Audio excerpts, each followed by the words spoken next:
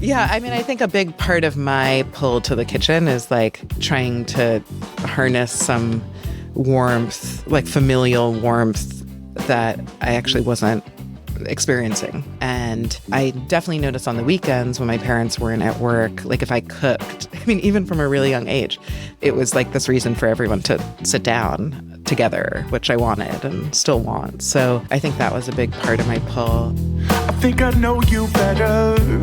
Oh, if I knew your recipe. How much love do you put in the bowl when you cook from the soul, trying to feed your family?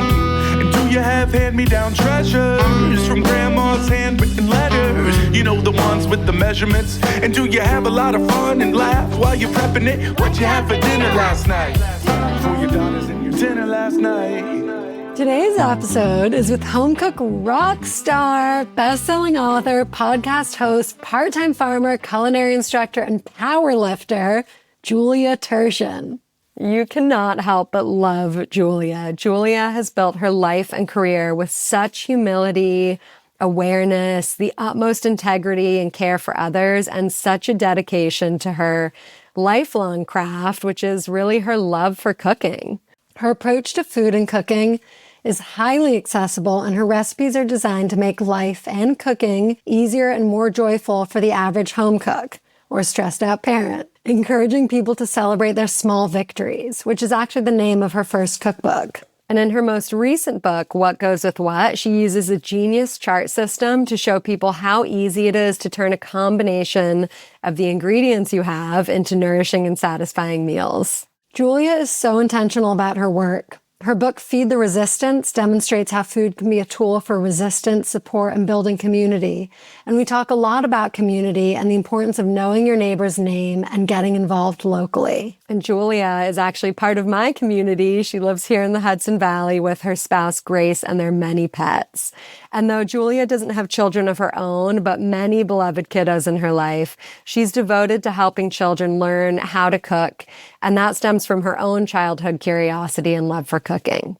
This includes a kids' cooking hour in her online classes, which she offers on Sunday afternoons. And you can check her newsletter on Substack, Keep Calm and Cook On, to see when those are going to be available. We also talk about and bond over how Julia is in what she called her jock era and her journey to becoming a competitive power lifter, which we learned so much about, and really how powerlifting helped her heal from a history of disordered eating and ultimately find peace and pride in her body.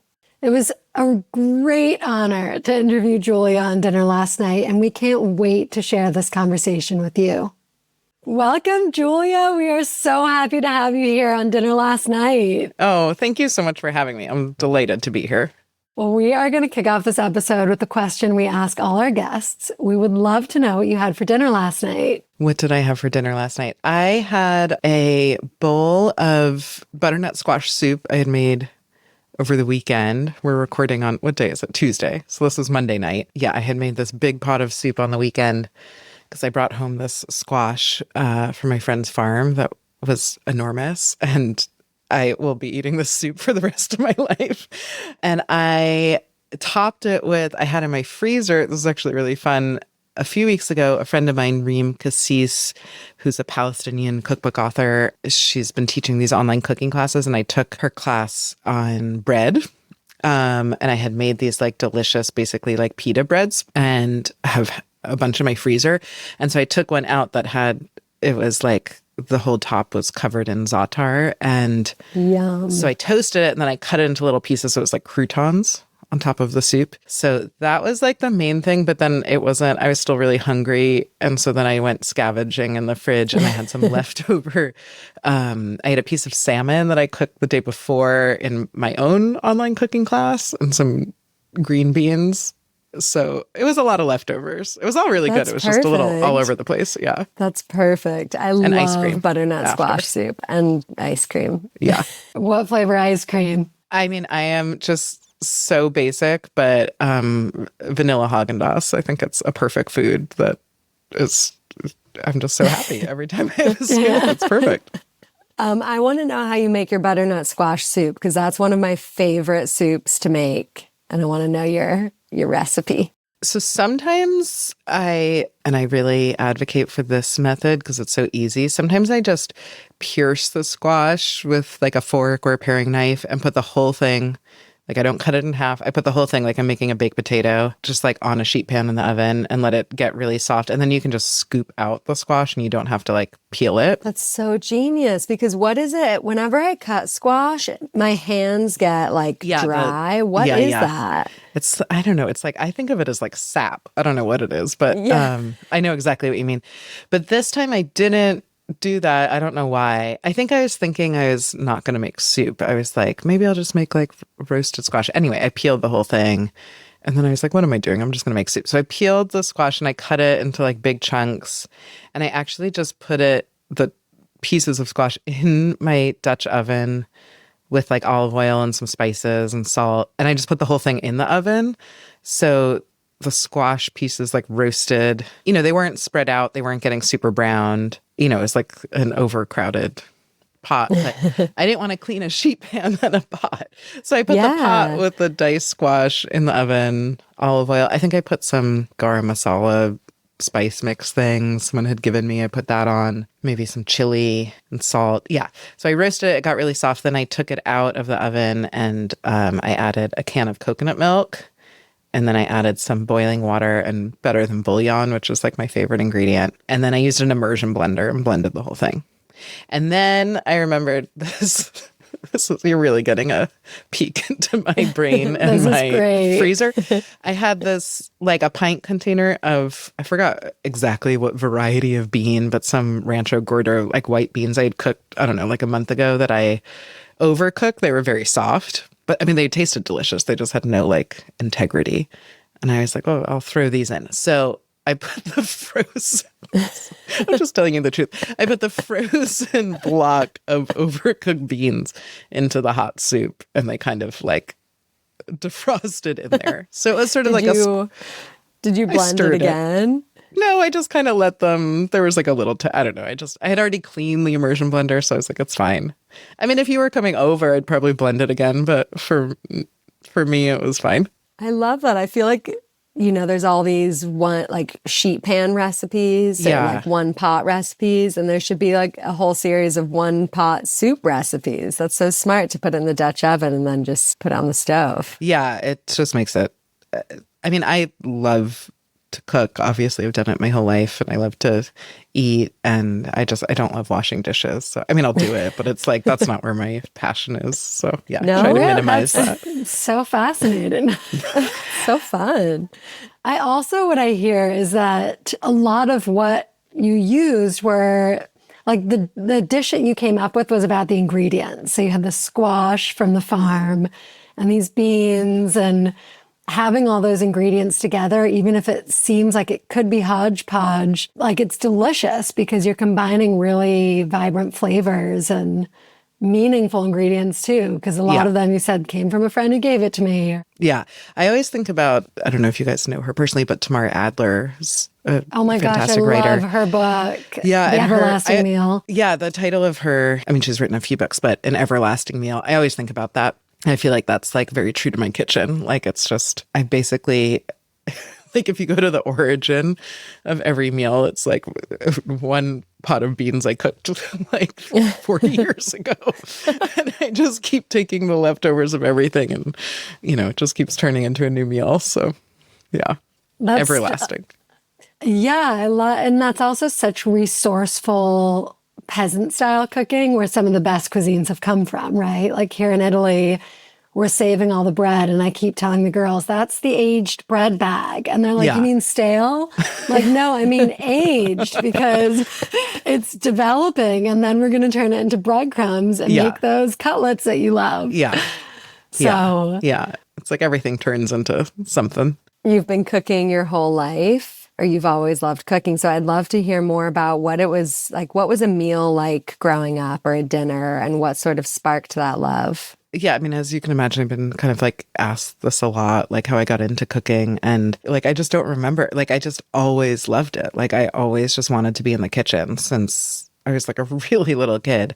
I always felt very drawn to food and cooking. And I watched endless episodes of I mean, we're all about the same age. So like grew up like pre-Food Network, but like I just watched so much public television, Jacques Pepin and Julia Child and all those folks. And every day when I came home from like middle school and high school, I watched Great Chefs of the World on the Discovery Channel every single day when I came home from school. And I just devoured cookbooks and food magazines. And I mean, it's always been very woven into my life. And I never really questioned it when I was a kid. It was just like the thing I was interested in. I mean, now as an adult, I look back and in trying to understand it, I think a lot of it actually had to do with the fact that I did not grow up in a house where like home cooking was actually a big part of our life. My parents both worked full time since before I was born and were both and continued to both be like total workaholics, even though my mom is retired. She's like the busiest retired person I've ever met. What did they both do? They worked in magazines when I was growing up. So I was around print media, which is a huge part of, I think, why I've had this interest in cookbooks since I was a little kid, and also access to the publishing industry from a really young age. But yeah, they were both, at their offices all the time. And so our home was not a place where it wasn't like my mother or my grandmother were making all these meals and I was in the kitchen. It wasn't like anything romantic like that. I also had the great fortune of, in addition to my parents, being very much raised by my babysitter, Jenny, who I'm still very close to. And Jenny cooked, but not like with any great passion. And she didn't cook like every meal. But yeah, looking back, I mean, not to get like so deep or whatever, but I mean, I'm happy to. But You're I think allowed to. Yeah, I mean, I think a big part of my pull to the kitchen is like trying to harness some warmth, like familial warmth that I actually wasn't experiencing. And I definitely noticed on the weekends when my parents weren't at work, like if I cooked, I mean, even from a really young age, it was like this reason for everyone to sit down together, which I wanted and still want. So I think that was a big part of my pull. I've been for my whole life just like a very curious person. And I think, I mean, as you guys know, and I don't need to explain this, but I mean, food just, you learn something new every day and you learn about different people every day and different parts of the world. And I mean, Emma, you're on this great adventure and, food is this way into every single culture and person. And that always felt clear to me from a young age. Like I've never been someone who's trying to like perfect, I don't know, hollandaise sauce. I don't even know if I've ever made hollandaise sauce. I just feel very eager to, I don't know, be with people I love, and food is like a way to do that and to, learn about other people. I don't know if I answered your question. Yeah, no, you did. And I think it's so interesting that you felt that instinctual pull to food as a way to bring people together, even when it wasn't already happening. It just speaks to how ingrained that is in us as humans, right? Yeah, absolutely. So cool. Yeah. I also will add my mother's parents, who I never got to meet. They both died way before I was born, but they were both immigrants from Eastern Europe to Brooklyn, and they ran a bread bakery, or just a bakery, but they made really good bread, so I hear, in Brooklyn. And the bakery looms very large in my family. And even though it wasn't a place I got to experience, but I definitely feel some kind of like hereditary connection to food and it being this kind of like center. And I think a lot about like trying to capture the feeling, the spirit of something that I actually never experienced. I feel like that's a big part of my professional work in food, but just my life. That's so beautiful. And just to echo what Dimity said, how that was ingrained in you, even though it wasn't passed down directly from your parents. And you said your grandparents came from Eastern Europe. Were they Jewish? Are you Jewish? Yeah. Mm-hmm. We also have Eastern European Jewish heritage. Yeah. And it's our hair. I was just about to say, can you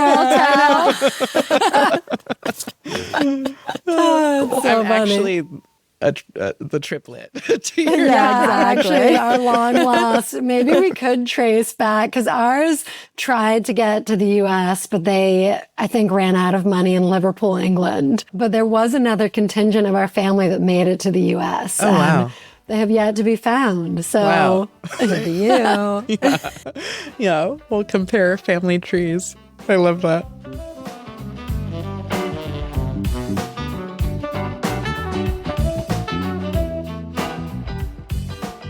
Hi, friends. Quick pause to say thank you so much for listening. It's really nice to know we're not just sitting here talking to ourselves. Though, to be fair, we'd probably be doing that anyways.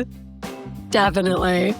Season 2 is our love letter to the Hudson Valley, and we're thrilled to be sharing our guests' extraordinary stories and wisdom with you. Did you know that for each episode, we're also offering an exclusive giveaway that includes a gift from one of our guests or a copy of one of our own cookbooks?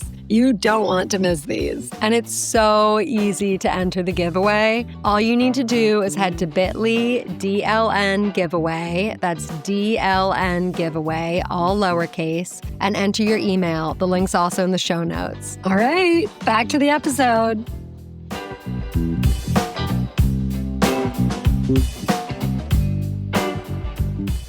It seems like your mom is one of your biggest fans. I see her illustrations all over your Instagram, and it seems like she's taking all of your cooking classes. Can you tell us more about your relationship with her and how your relationship around food has evolved together? Yeah, definitely.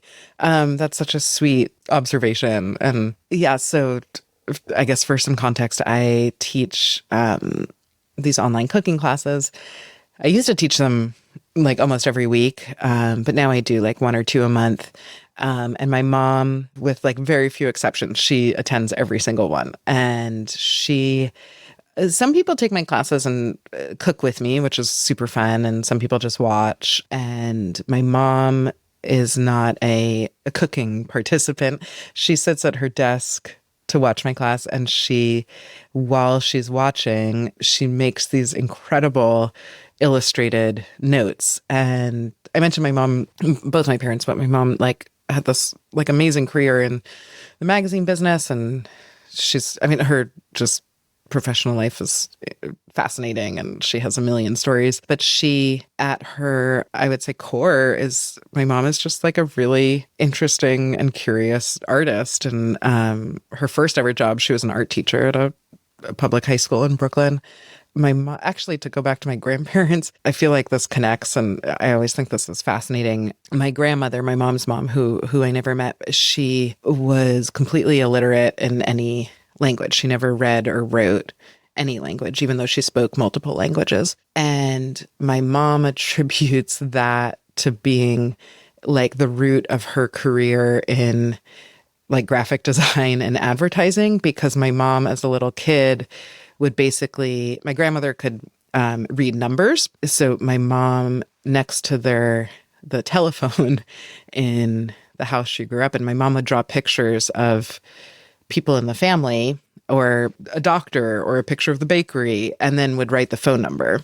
So my mom made this like illustrated, basically phone book for her mother. Do you still have that? No, I wish. I wish. Be so amazing. But I think that's how my mom has viewed the world and distilled it. And so my mom turned 81 a couple months ago, and I think, she's done this her whole life. She's drawn these pictures to kind of understand things and make sense of things for other people. So she makes these like great, beautiful and fun notes or drawings. I don't know what to call them. Yeah, illustrated notes when she watches my class. And then she always takes a picture with her phone, and they're usually like, I love you, Mom, but they're usually like badly lit. And she texts them to me, and it's just so sweet. And so I got into the habit of, when she sends them to me, I sometimes forget to do it, but I usually share them like on Instagram, because they're so great. But it really is like this very sweet thing between us, because I feel like, I've talked to her a bit about this, but I feel like it's this, I can't put words into her mouth, but I feel like it's this way of her showing me she's like paying really close attention, and it means a lot to me. And because, now that she's older and is retired, like she has more time than she had before. And I feel very grateful, like where she's directing that attention. And it's just very sweet. And our relationship around food is really interesting. And she grew up in the bakery. And as pulled as I am to the bakery, this place I never went to, she's like shared this, but she I think felt the opposite. When she was growing up, she wanted to get away from the bakery. She wanted a life bigger than the bakery. She basically was like this Brooklyn girl who wanted to be in Manhattan. And she was able to do that. And, and we've talked a lot about it. And I think through a lot of my kind of yearning for it, I think she's sort of like reconsidered some of her pushing it away. Yeah, talking about all that stuff definitely like brings us really close together. But yeah, my mom and I in our relationship with food, I would say has been, I think as most mother-daughter relationships are, especially when it comes to food, and especially women who are raising girls in the like 80s, 90s, our relationship to food is very complicated. And it was, in terms of like an appreciation of food, I think that's something we both always shared. But in terms of having like a easygoing relationship with consuming food and like our body image, that has not been as great. Like my mom was just basically forever on a diet for my whole childhood. And even though we have this big, deep family connection to bread and cake and Ashkenazi specialties like chicken soup and latkes and all this stuff, I mean, my mom was like constantly fighting her appetite and her body. And that was definitely something I picked up on. And I've shared a lot about this. And I definitely battled like disordered eating for a very long time. And I don't like blame my mom for that. It's like the water we're all swimming in. But as I've navigated that for myself and started to share more publicly about that, it's actually been a really fascinating point of connection for me and my mom, and something we've spent a lot of time talking about and kind of like reflecting on. And yeah, I feel very, very grateful to be in a place where I feel like I have the same relationship now with eating as I do with cooking, which is like quite joyful and relaxed. And yeah, I feel very grateful that I get to talk really openly with my mom about that, because I know that's not the case for everyone. Yeah. I was reading, well, first of all, thanks so much for sharing that, Emma. And I also have a long history with disordered eating, and we've talked about it on here. And it's so common. It's so common, especially for, where when we were growing up, the norm was, Kate Moss and all these, we all know. But I was reading, actually, I think I was listening to one of your podcasts. Oh, no, I was reading one of your Substacks where you talk about GLP-1s and powerlifting and just this idea of healing. Yeah. And when you were talking about the way that your mom has been illustrating notes for your classes and the level of attention and not even flattery, right? To me, it sounds like such a beautiful form of love, like the way that she's showing love, right? But I imagine that that's been a really big opportunity for healing too, where when you were growing up, maybe you didn't have the family dinners, but this is the way of, for her to sort of give that attention to you.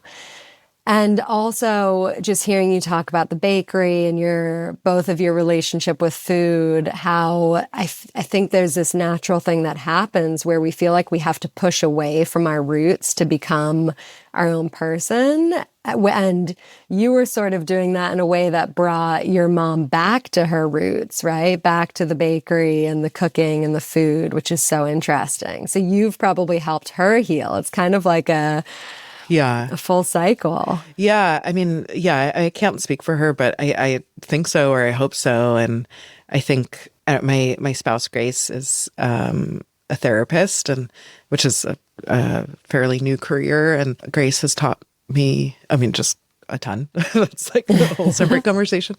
But Grace taught me this concept, not that they invented this, but just like of like the full compassion circle. And it's like, having compassion for other people, but like extending it all the way so you have it for yourself too. And I feel like, I mean, this is getting vague, I know, but yeah, I feel like with me and my mom, it's like the more work I do to know myself, heal myself, all that kind of stuff. Like she's my mom, so it's a big part of all that. So it's like, yeah, I extend it to her. It comes back to me. I think it bounces back to her, like we're in that soup together.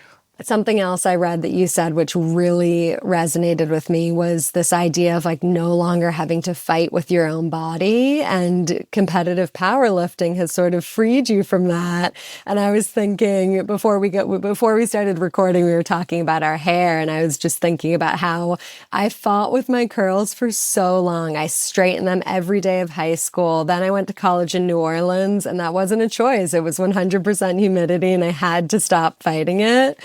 So we should all share our curly hair routines. Yes.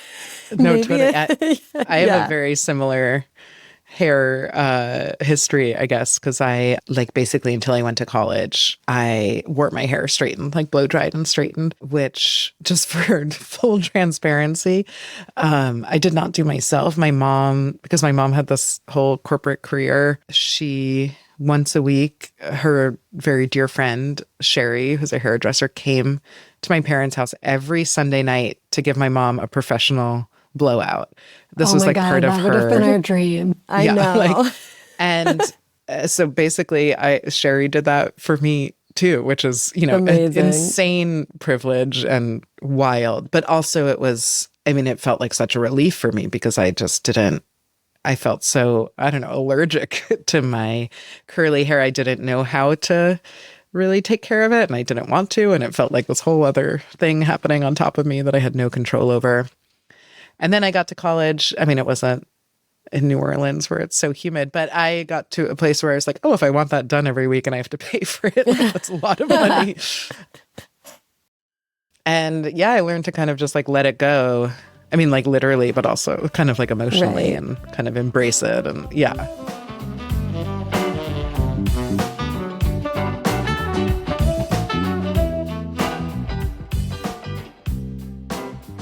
Emma here with another quick dance break. Okay.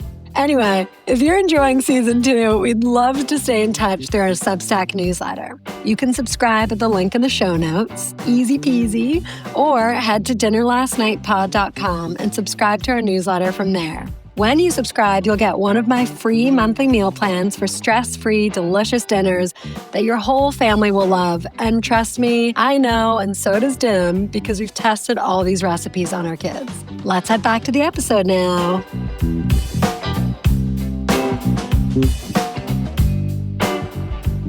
I want to talk about powerlifting because I met you at the gym and I didn't know that you were a competitive powerlifter. And then I went down a rabbit hole, and your approach to it is so amazing. And I'd love to hear more about how you discovered it, how it's helped you become at peace with your body, and how it's changed your relationship with food. You said you have the same relationship to cooking now that you do to eating, which I don't know that most people think of those two things as separate, but if you've had disordered eating, you know that they really are. So tell us about powerlifting. Yeah. Oh my God, I'm so glad you're asking because I love talking about it. Can I add another little piece? Please. I love what you said about how so I read somewhere that you've asked your trainer to be in charge of all the numbers. So that you can just feel in your body. So I want to hear more about that philosophy and how that extends to food as well. Yeah. How many years ago? I guess close to 5 years ago now. Basically, it all starts at Long Season Farm, which is in the Hudson Valley. Yeah, it's an amazing vegetable farm in Kerhonkson, which is close to where I live. I've done their winter CSA, and it's amazing. Yeah, they don't do it anymore, but it was it was the best. And that's how I got to know them. I was part of their CSA. I was their customer.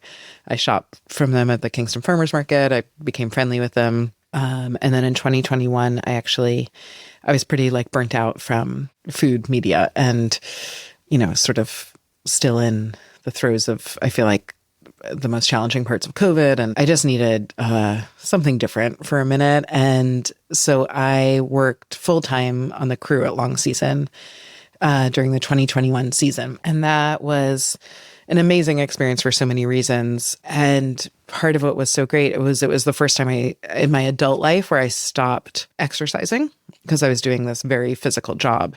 It was also I feel like I was definitely in what I now understand to be sort of the thickest years of kind of disordered eating recovery, and working at the farm kind of helped me, like embrace my appetite, because I was doing this physical job all day, every day outside. So I gave myself permission in a way I never had to just eat whatever I wanted to eat, and however much I wanted or needed. And I was also doing this physical labor, and all those things combined, I left that season. I don't know, a lot shifted in me when the season ended, and when I was kind of figuring out how to go back to my, like, quote unquote normal life, not working full time as a farmer. And I was considering how to incorporate, movement into my life in a way that didn't feel disordered anymore. I realized something that I loved to do at the farm, that I was good at, I felt drawn to, and I just really enjoyed, was lifting things. If you've ever worked at a vegetable farm, or if you can imagine it, there's a lot of carrying stuff.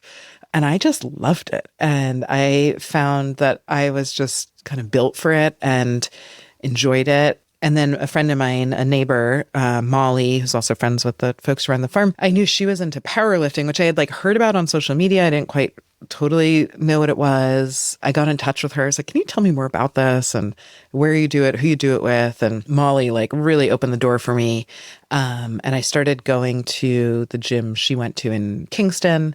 I started working with the coach she worked with, and it really changed my life in that I was able to pursue some physical thing, a type of exercise that had absolutely nothing to do with losing weight, which is what I was taught exercise was for my whole life. I thought that was the point, was like to do something with your body to make it smaller.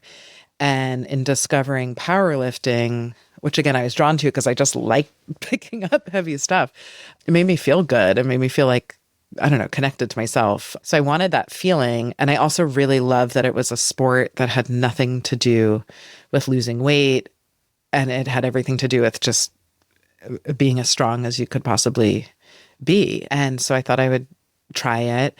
I started working with Matt, who was Molly's coach, who became my coach too. And at first I wasn't planning to necessarily do strict powerlifting or compete. I mean, that wasn't on my radar. I wanted to do something that allowed me to feel as strong as I already was and to get even stronger if I could. And that's what I said to Matt when I first met him, when he was like, what brings you in? I was like, I just want to like remind myself I'm strong. And then, and Emma, you asked, this is something I've written about.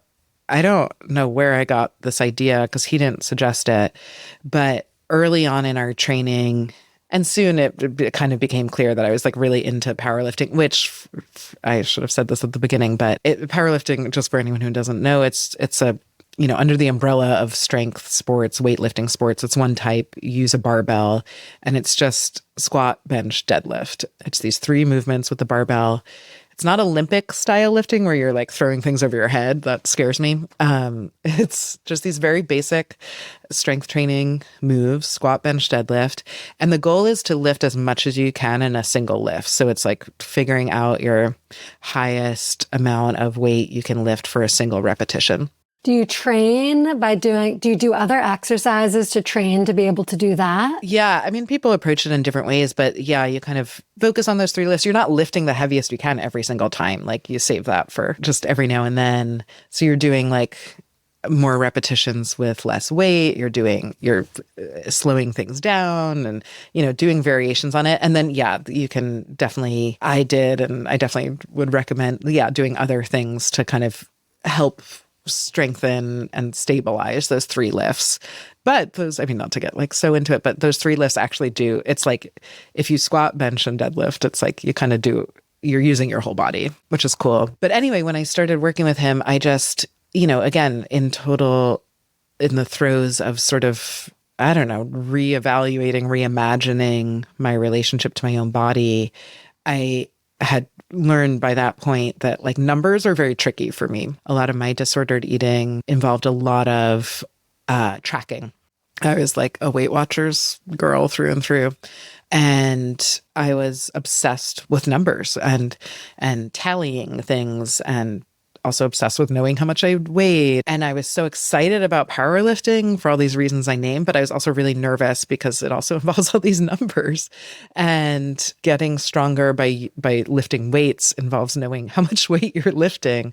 And powerlifting also has like a lot of math because you're putting these weighted plates on the bar and, knowing how much they add up to. And I just felt like, oh, if I get into the numbers of it all, I think the healing part of it, this joyful part of it might be impacted. So because I had the privilege of working with Matt, I asked Matt to always load the bar for me and not tell me how much was on it. We did this for years, and he would tell me kind of after the fact, like after our workout, he would tell me like what I had lifted. But it meant that in the moment, like let's say I was doing bench press, I'm laying on the bench, the bar's above me, and then he's adding plates to it. And he was amazing. He like would, instead of adding like a 25-pound plate, he would add 2 10s and a 5 or something. Like it would just make it so it was like I was really unaware of how much he was adding. But every time he would add weight, I would do the movement. I would, bench press. He'd ask me how it felt. And I would say, how it felt. It felt really heavy. It felt easy, whatever. And I was telling him that based on how it felt, not on how I thought that amount should feel. I wasn't comparing that amount to how it felt the last time I did it.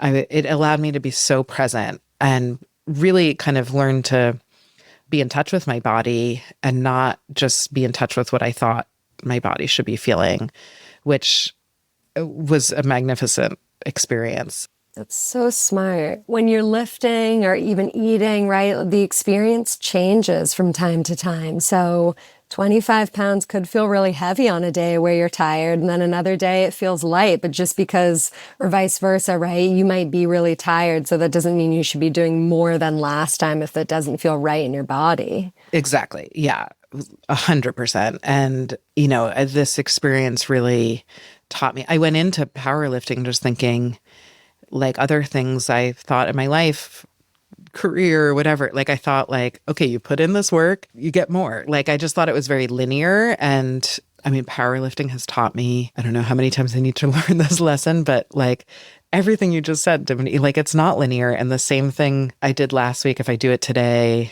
based on how much I slept, based on what I've eaten, based on what else is going on in my life, based on a million factors. Like it could feel completely different. And that's because I live in a body and bodies are just constantly changing. And there's so many variables that impact us. And I think for so long I treated my body like this like a not human thing, like this thing that could be controlled and it could be predictable, and it just isn't. And I've come to find a lot of joy in that and not like disappointment.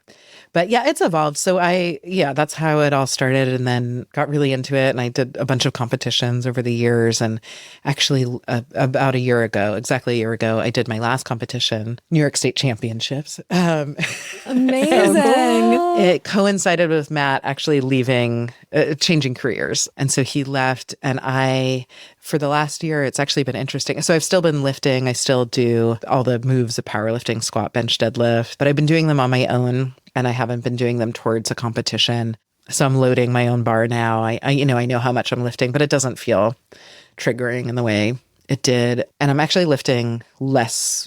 I'm lifting as frequently because I love it, but I'm lifting less weight because I had basically, when I did the state championships, the training I was doing, I mean, it was so fun and cool, but I was like, after I did it, I was like, I feel like I don't need to lift that much again. Yeah. Like I'm good. It's hard on your body. And I was like, if I keep going in this way, just because I could lift more if I trained harder, if whatever, doesn't mean I actually want to, or it doesn't mean it would make my body feel good. And I was like a little nervous, like if I push harder, like, I didn't want to get injured. And I was like, that's not why I was doing any of this. I was doing this because I wanted to have a better relationship with my body. And the last year has been interesting of me figuring out like, what works and what I like. And yeah. It's interesting because I think so many people, when they do any kind of sport, right, or you can apply this to anything in life, the idea is that, and you said this, that you're on a linear path, you're trying to get to the top, but it's almost more of a challenging practice to remind yourself that you don't have to, and that you have to, like, the goal is to stay in it for the process, not the result, which I love. I've totally experienced this with climbing, soccer. Emma and I played tons of sports growing up, and I play pickup soccer now as an adult. And I enjoy it so much more than I did as a teenager, because it's really just about having fun and the joy of moving outside with other people. Yeah. Yeah, and not doing it for an end result to, like, be the captain or get into college or whatever it is, right? Be the starting player. Yeah, it's cool. I didn't play anything like in high school, but I played a lot of sports before that. Like, I stopped when everyone got really serious.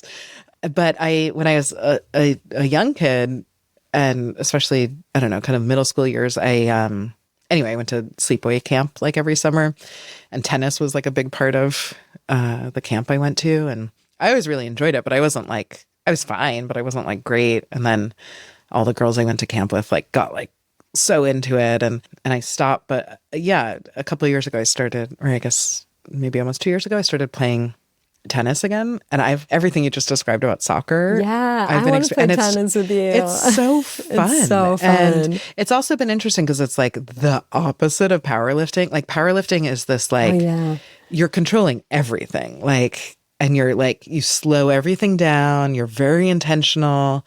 It's like the way you breathe, you're focusing on that, like hyper purposeful, controlled moment when you're lifting that much weight. And tennis is, I mean, you're all over the place and you can't predict anything. And so it's been fun to incorporate something really different. But I also just really love it because it's social, and like what you're describing about soccer, like running around with other people, like it's really fun to play tennis because it's introducing me to basically this whole group of very funny women who I play with. And anyway, yeah. I could go on about sports all day. I'm in my jock era. So could we. I know. I've really embraced it. I was literally out. Like, I spent an hour looking at climbing shoes today. I was like, I think I'm going to get back into this the way I was in my 20s. But I feel like the way you talk about powerlifting and how you feel in your body is how I try to communicate to my kids about food. Because we also we were raised around lots of dieting and numbers, and this is Our good, dad this is was bad. also is a plastic surgeon, so add that layer on top of growing up in the 80s and 90s. But yeah, with my daughters, I'm always trying to say, well, how does that feel in your body? You know, instead of like, that's not good for you or that's limited. And it's so hard because, you know, kids love candy, and that has a real impact on how they feel, and aren't always, I guess, aware of the impact that's coming. But they're starting to learn more and really acknowledge, like, yeah, I feel full, or my stomach hurts because I ate that whole bar of chocolate. Yeah. There's like no better question. Like, how do you feel? I know. And we're so disconnected from it, right? Especially in this generation where we're on a screen all the time. And, you know, sometimes I'll be exhausted and I'll put on, like, I should be going to bed, and I'll put on a show and I don't feel tired. Like, it does something to our bodies.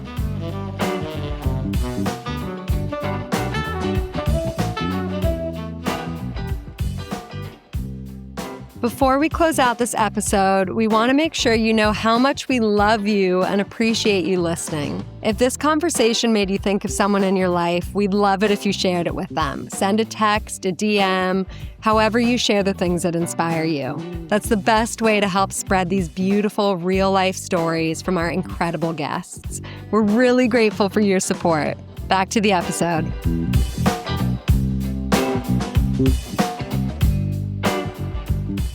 But I also feel like this approach that you have to eating and food and powerlifting translates to your cookbooks and how you support people to cook at home. And I think you've been described over and over again as the home cook's cook. And part of that is really helping people feel like they can make a meal without feeling overwhelmed, right? And really sort of helping people be aware of how they're feeling in the kitchen and their relationship to the cooking part, not just the eating. So I'd love to hear more about that and more about your philosophy around cooking and sort of how you support home cooks to sort of de-stress around the process. Yeah, definitely. I appreciate the question. I appreciate you like connecting all the dots too from everything we've been talking about. Like the way you describe me or say I've been described, it means a lot to me because I'm a very proud home cook, and it's taken me a while to really figure out the following statement, which is so simple. But yeah, I really feel like my professional work is I'm a home cook who works for other home cooks. Like I write for them, I teach for them, I'm here for them. And yeah, my career in being a cookbook author and teaching the classes I teach, now writing my newsletter and everything. I've never worked in a restaurant. I never went to culinary school. And those were things I used to feel not like self-conscious about, but I just was like, oh, how do I explain this? And now I feel a lot of pride in all that because, yeah, I am like a self-taught cook who cooks at home pretty much every day. And I think that is really valuable. And I see how many people do the same thing across the world. And, you know, people who are just cooking at home in this day-to-day way that is such important work and it goes so unacknowledged. And it's the work that really like holds families together in all the ways we were talking about, holds friends together. I feel like you just wrote the trailer for our podcast. Thank you. Take it. It's work that is, so underappreciated, but it's so important. So first, there's just that. Like, I feel very lucky to be in a place where I can acknowledge that and hopefully help other people feel acknowledged in what they're doing at home every day, because I think it's really important.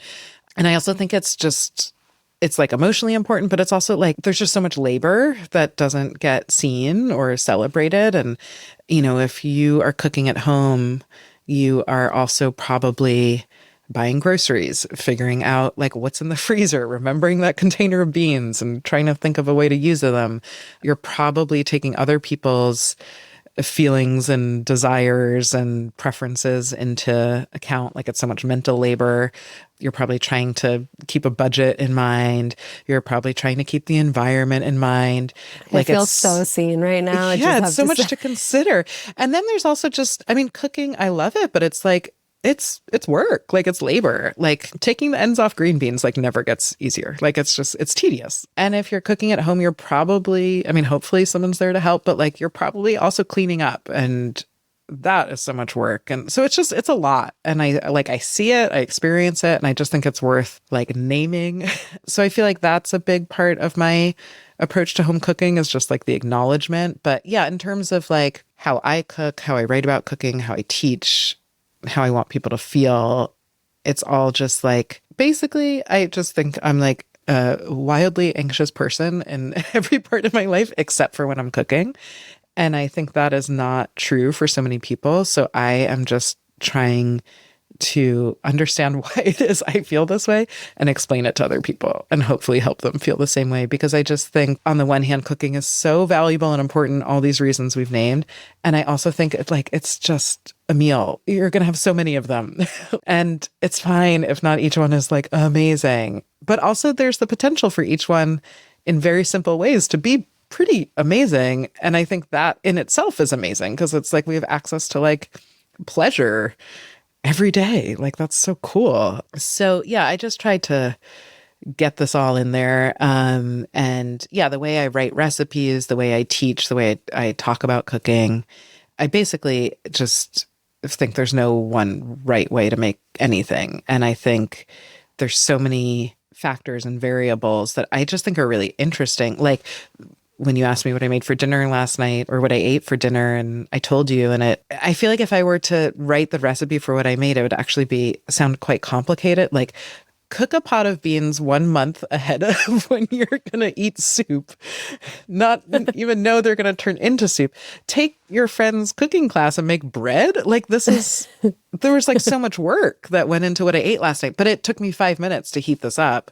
And it was so easy because all of this cooking is just kind of woven into my life. So this is a very long and complicated and not really makes much of a sense answer to like actually just wanting things to be like simple and relaxed and not stressful and also like empowered. Like, I think that's a big part of how I try to teach is like, not only can you make a substitution, you have every right to, and your instincts about it are great and you're not going to ruin anything. You're like using what you have and it might even turn out better. And also who cares? And just keep it moving. Well, so much of it's not complicated or difficult to follow at all. I feel like it's so clear. You have this mindset where I think so often people are consumed with stress and do have this deep fear of ruining the dish. Like that is, because I don't have that at all, but that's a real thing for many people. But also when you have kids, right? Like mine are picky. And so there's the fear of maybe ruining the dish, but also then you make this meal that your kids won't eat, which happens to me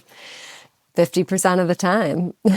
Right. And then also it's like, well, in the, mindset of Julia Turshen, no big deal. Like give them a can of beans or like celebrate the small victories, right? Instead of seeing it as a disaster or a failure. And I think the other piece that I hear you talking about and I've read about a lot is the way you think of cooking as care for others. And I just want to say for our listeners that Julia, you don't have kids, but you are the most like kid-friendly chef and cookbook author I know. And I think that the accessibility you're describing in your cooking is so appealing to parents. And you make a point of teaching kids. You have a kids' cooking hour, sometimes on Sundays. But tell us what cooking in your house looks like with Grace and how you extend that care in your family. Oh, I so appreciate everything you just said so much. Two things are coming to mind. Like when it comes to cooking in my house and me and Grace, it's actually really interesting because as much as I talked about like being a kid whose, family didn't like, eat together every night or anything like that. And I sort of long for that. I've actually, I don't know, it's come full circle in this interesting way with me and Grace because we both work from home. We are, unless I'm on a trip, like we're together like all the time. I just love Grace so much. And we have so much intimacy in our day-to-day life. And we've actually taken all of the pressure off of any feeling of needing to share all of our meals together. And a bit more background on that. But so I shared about kind of my history with eating. Grace also has like a complicated history with food and body stuff and been through all that as well. So we both come to eating with our baggage. Grace also has type 1 diabetes, which means that if I'm just like in the mood for something, I want to eat it because my body makes its own insulin and knows how to handle it. Like I just eat what I eat. Grace has to time things differently. So the timing of everything is different. We also just eat very differently. Like I like a big plate of food and to sit down and have like a meal. And Grace is like a amazing grazer, likes to have like little things all day long. So we just like, we come to food with our own stuff. We also like enjoy it in a different way. So basically we put no pressure on our marriage, our household to eat our meals together. We both eat whatever we want to eat whenever we want to eat it, or in Grace's case, like whenever, they can eat it safely. And that means we do end up sharing a lot of meals, but not because we feel like we have to. And so like this morning, Grace was making matzo brie, which Grace did not grow up in a Jewish family, but I introduced Grace to matzo brie and now Grace loves it like way more than I do. I mean, I love What it. is that? Matzo brie, oh my God, it's so good. You basically take matzah. I know matzo bread. Like fried matzah, it's also I never called. had that. So you basically break up matzah crackers and you some people soak them in water, some people just rinse them in water. So you kind of soften them and you mix them with eggs. And it's basically scrambled eggs with matzah in it. Oh, okay. I think I have had that. Okay. Some people have it sweet. Like I grew up like in my house, we would have it like with sugar on top. Some people put like jam or maple syrup or something. Grace actually really likes it savory. Grace puts like cheddar cheese in it. And anyway, it's a delicious food. Grace was making some this morning, was like, do you want any? I had already eaten something. I wasn't really in the mood for it. So that kind of thing happens all the time where one of us is making something for ourselves and we're like, oh, do you want some? I'll make more. I usually cook dinner for myself Grace, because Grace is the therapist who works mostly with couples. Grace works a lot at night because it's, people are free after work. And so I often make dinner for myself, and I make enough that if Grace wants any when they come downstairs, they're welcome to have it. If not, I'm happy to eat it for lunch the next day. Like, I love leftovers. So that's kind of how food runs in our house. We both kind of like make what we want or grab what we want. We're always kind of thinking of the other, but there's no pressure or expectation that we like sit down and eat together. And it's actually not where I feel like we're very lucky, because I think for a lot of people, meals are like the only time they have together. We have like a lot of other time. So it's taken a lot of pressure off the meals themselves. But yeah, we do not have children. We have pets. But I appreciate everything you said, Emma, about what I write and share and my recipes and stuff being so kind of kid friendly. And I just think about kids a lot because, yeah, while I'm not a parent, there's a lot of kids in my life who are very special to me. And I was also someone who was, as I mentioned, my relationship with Jenny, my babysitter, who's still someone very important in my life. Like, I was lucky to be a kid who was raised with just a lot of people in my life in addition to my parents. So I like being that person now. And I also, as I mentioned, was a kid who loved to cook, and that was, has shaped my whole life. So I'm always thinking about how to make cooking feel like fun for kids. I was just visiting my best friend who has 2 little kids who are basically like, I feel, like they're like my niece and nephew. And I always cook with them, and I love when I stay with them when I visit. And I always like, my favorite thing is to like make them breakfast, like especially on like a weekday, like before, like I just like being in the routine. And then oh my God, please come stay with us whenever.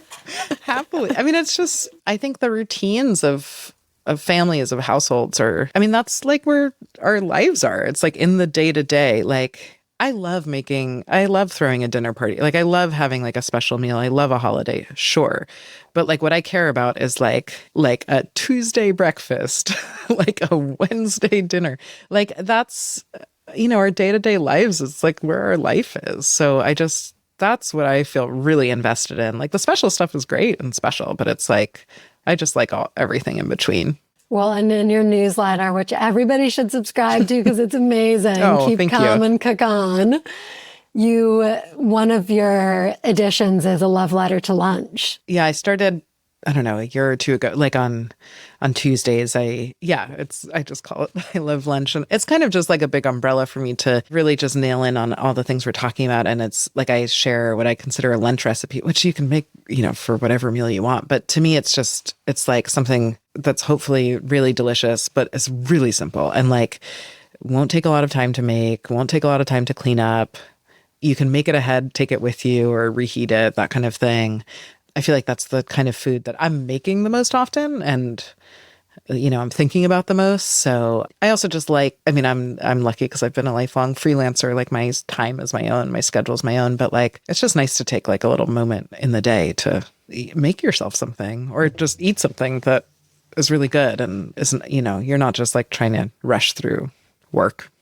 Definitely. Yeah. Just a moment of self-care and mindful eating. Yeah. Before we go, I just want to say, Julia, you are a person who's built a career of so much integrity. And one of the things that we love and I've always noticed is how much you're giving back through your work. So, your book, Feed the Resistance, which is all about, it's a handbook for political activism with recipes. And you included the voices of many other activists through their personal essays in the book. And you donated the proceeds from the book to the American Civil Liberties Union. And your classes give a portion of the proceeds to meaningful causes. It feels like activism is a thread in everything you do. And we're curious if that has always been part of your life. And then the other part of the question is how you would give people advice to weave activism and philanthropy and generosity into their work in the way that you have. I don't consider myself an activist. I don't consider any of the work I do to be activism. I know other people think of it that way, but I think that last word you said, just sort of like generosity, I feel more drawn to that. And it's not even like being generous. I just basically, to be totally frank, like, I told you about getting my hair blow dried once a week. Like, I grew up with a lot of privilege. I grew up never having to worry about like where my next meal was coming from, or having a safe place to live or anything like that. And so it was woven into, I would say, my fabric from a very young age, from my family. And also like the school I went to was like very like community service oriented. Like those were types of things that always just seem very automatic to me, that I don't know, if you have a lot, you give a lot. That wasn't anything I ever had to learn at all. Like that has just been there from the beginning, and not from me, just from what was instilled around me. So that's, been like my whole life. And I feel really lucky in the work I do that there's enough, and there's enough money that I don't need to take all of it with me. Like I can afford to give some. So if I can, why wouldn't I? And there's enough like attention to, like, I feel like in my classes, it's not like I'm giving away like millions of dollars. There's not like that much, but I give a little from each one. And it also means like in each class, I'm able to like, I try to pick a different organization for each class. And a lot of them are ones recommended to me by people who take my classes. And it's just a chance to share more about people who are doing stuff in their communities already. So I just feel, I guess like the older I get, the longer Grace and I have lived here in our, little corner of the Hudson Valley, I just feel so connected to our community here. And I just think everything I've learned about, I don't know, fascism, the more I understand that I don't think our government is coming to save us. I think the most important thing we can do is invest in our neighbors and our community and our relationships with each other. And so, that just feels very like woven into my day-to-day life. And in terms of like advice or whatever, I feel that I think it's like best thing any of us can do is to like know our neighbors' names and to be there for them, and also allow them to be there for us when we need it. And that's really the only way through. Well, that is a perfect way to end this episode, because this whole season is focused on people in the Hudson Valley. And I feel so grateful to be in community with people like you who are being so thoughtful about how they do the work and making such a difference in big ways and small ways. And I'm just so grateful to you. Yeah, that's so kind. I feel the same. And I remember just being like, wait, I know your name from like the school board. And like, that's incredible. That's so cool. That's my way of, I don't consider myself an activist, but I feel like you do the work through the channels you know how, right? Exactly. So, yeah. Thank you so much for joining us. This was so much fun. Yeah, no, this was really meaningful. I really enjoyed it, and I was looking forward to it. But I want to do a cooking class with you to promote this episode, where I'm going to ask you the 20 other questions we had for you.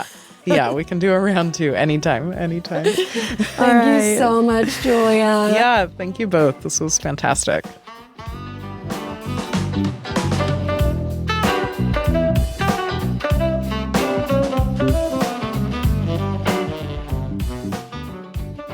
Before you go, I just wanted to say one more time, thank you so much for listening to Dinner Last Night. Feeding our families isn't always easy, but dinner is almost always a story worth sharing and a meal that connects us all. Dinner Last Night is co-produced by us, Emma Frisch and Dimity Palmer-Smith, your twin hosts behind the show. And the episodes in season 2 are edited by Stuart Hetzler. The theme song We Can't Stop Dancing To is written by Emerson Longstory Bartlett, featuring Drew Martin on saxophone. And yes, that's a chorus of our kids you hear singing along. To get all the juicy extra bits that accompany each episode, like recipes and giveaways, you can subscribe to our newsletter at dinnerlastnightpod.com. And every episode includes a special giveaway, which you can enter through the link in the show notes or by heading to bit.ly/DLN giveaway. That's DLN giveaway, all in lowercase. You can also follow us on Instagram at dinnerlastnightpod for guest highlights, micro street interviews where we buck up and ask strangers what they had for dinner last night, dinner time inspiration, and cheesy twin moments. From our table to yours, thank you so much for being part of this journey, and thank you for listening. What you have for dinner last night? For your daughters and your sons versus where you come from. What you have for dinner last night? How many meals can you make in your mind? What you have for dinner last night? You got some tips for saving some time? What you have for dinner last night? Dinner last night.